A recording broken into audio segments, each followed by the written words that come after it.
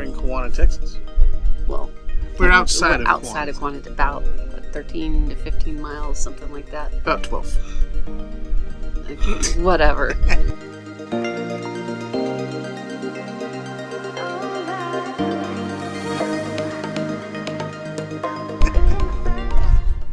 All right, so we are at our state park number 21, which is Copper Break State Park.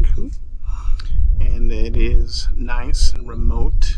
And there's not a lot of people here right now. I have a feeling tomorrow is Friday, so I have a feeling that tomorrow there might be more people coming in. But for right now, there's 2 people down this way and maybe 1 or 2 around the loop.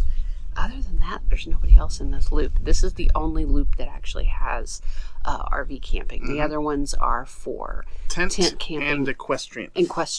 Yeah, the equestrian camp as well. They're very nice up in the equestrian area. Some of those sites, the overlooks are very beautiful. Yeah, I mean this is a international dark sky park, but we haven't had a chance to enjoy it. We don't think it's going to happen tonight either. There's been a lot of cloud cover. Last night it was just all storms, so there was no chance of seeing any stars. So we were hoping tonight, and the sky behind us looks kind of blue, but it's clouding up. It's already rained today a little bit, so time will tell. Yeah, we don't know if we're going to get that dark sky. The area desperately needs water. Yeah, I'm just like, okay, yeah, rain for them. We don't care about the dark sky. As you can see by this footage, the lake is really, really low. It is critically low at this point. The swim beach, there is no water at the swim beach. The boat ramps are closed. There's tons of foliage growing up. Yeah, it looks like a beautiful little meadow out there. It used to be a lake. It's kind of sad. And where the docks are that you could go out and go fishing, yeah, they're not even in the water. They're not even touching the water. Yeah, it's really sad, you know. Yeah, we desperately need those torrential rains that come and fill everything up. So here's a fun fact with Copper Break State Park. On certain Saturdays, and you can get the community schedule. I saw it over by the bathroom.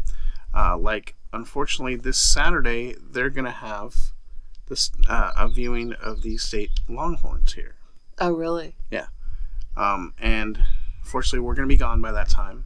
But I think it's really cool that, you know, if you plan your trip, look at the schedule. Maybe you can come out and see the longhorns while you're here.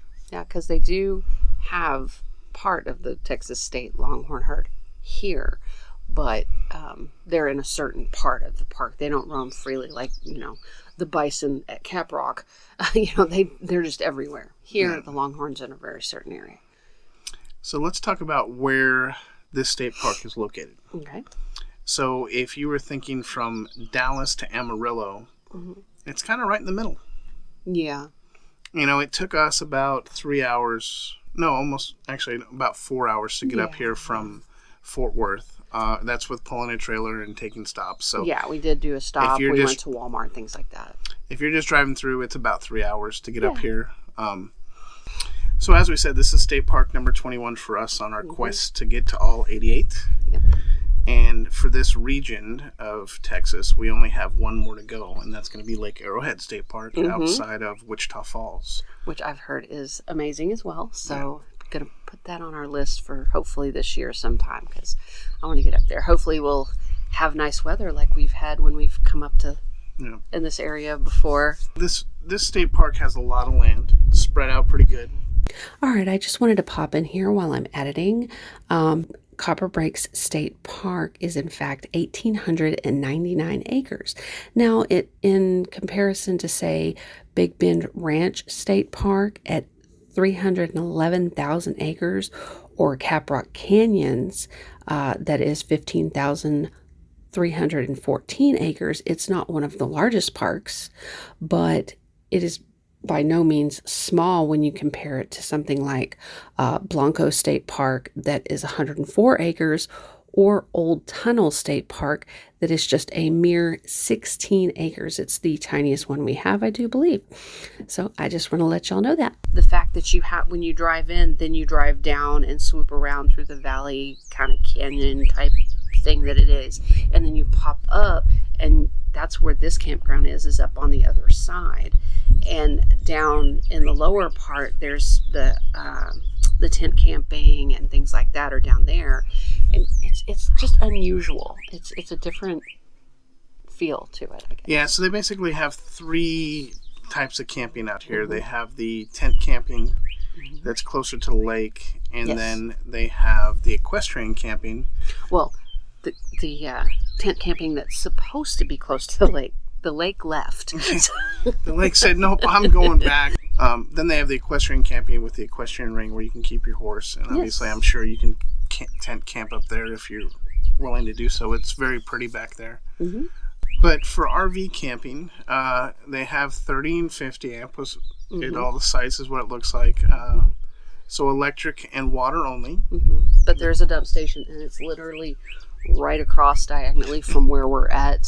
But the thing is, we can't pull out and go to it. We have to go around the loop and come the opposite way. So that's going to be fun tomorrow. It's a unique dump station because it's literally right off the road. There's no loop. There's no turnout from the main drive. So if you stop to dump, you're blocking people. Yeah, we might be blocking tomorrow. It's going to be interesting. We'll have to do it quickly. Yeah, we'll take you along with us and show you. Not the nasty not the gross stuff. part. But this campground's quiet. You can probably hear the birds quite clearly out here because they are chirping. The weird birds that we heard yesterday, we're not hearing those right now, but it's very noisy with birds. And there's a lot of jackrabbits in this park. There's a ton of jackrabbits. Usually in state parks we see a lot of deer, but I mean we see more jackrabbits. I don't think I've seen a deer out here. Not yet. That's probably because there's so much hunting around here.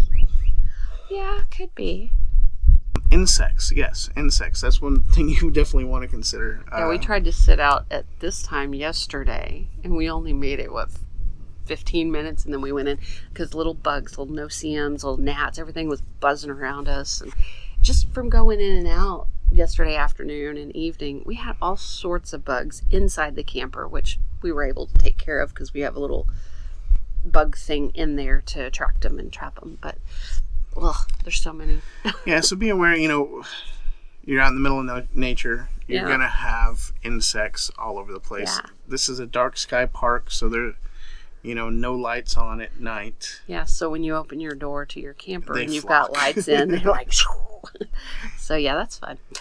So yeah, one thing to consider is the weather. Yes. We're in Tornado Alley. And we are in tornado season right now. So our bad on that part for coming up here during this time of year. I mean, the storm last night was impressive. Yeah. Also, keep in mind the time of year when you're coming. In the wintertime, it can be very cold up here. Summertime can be very hot. This is not a place we like to come in summertime. The latest we've ever been up here is June when we went to Caprock Canyons that time. But again, we were lucky with some weather and the heat broke, and we had again torrential rains in June, and it just cooled everything off. Yeah. So hopefully, the next time we come up this way, we have nice weather. Yeah. So keep an eye on the weather if you're going to be up here. Weather patterns, time of year, and then just the temperature.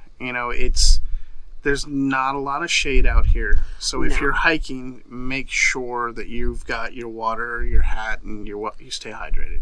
And pack a little collapsible umbrella in your pack. That way if you need to sit down and get in shade and there is none, pop that up. That's what I need to start doing if we're hiking when it's hot. That's a good idea. Yeah. But yeah, it's not the biggest park that Texas has. It's not the smallest, but it's quiet. And it's far enough off of the main highway, which is 287. It's far enough. You don't hear anything to do with 287 or even the main road that you get to the park on. You don't hear any road noise out here. And it's a good distance from any sort of town, but it's a good excuse to go into town to go see what's going on, but then you can get away from that. So it's really nice. And we'll be telling you about that in our next video. Yeah.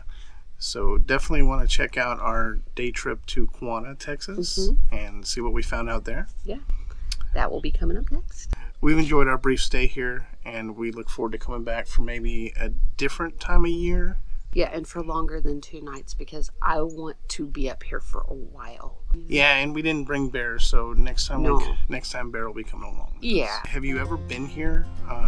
Is this something that you're thinking about doing? Let us know. We'd love to hear from you. Yeah, this is a really great park. Now having been here, we highly suggest coming here because I think you'll like it too. All right, guys. Until next time, We will see you out there. we'll see you out there. Bye. Bye.